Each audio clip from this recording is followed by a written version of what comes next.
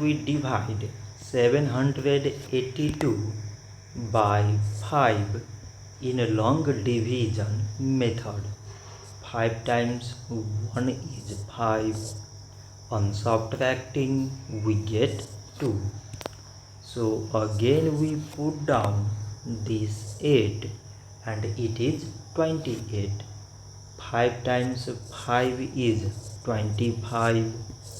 On subtracting we get 3. So again we put down these 2 and it is 32. 5 times 6 is 30. On subtracting we get 2. So now we have no any other number to put it down. So we take here decimal so that we put 0. So it is 20 and 5 times 4 is 20.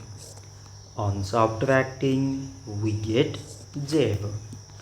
So 782 divided by 5 is 156 decimal 4.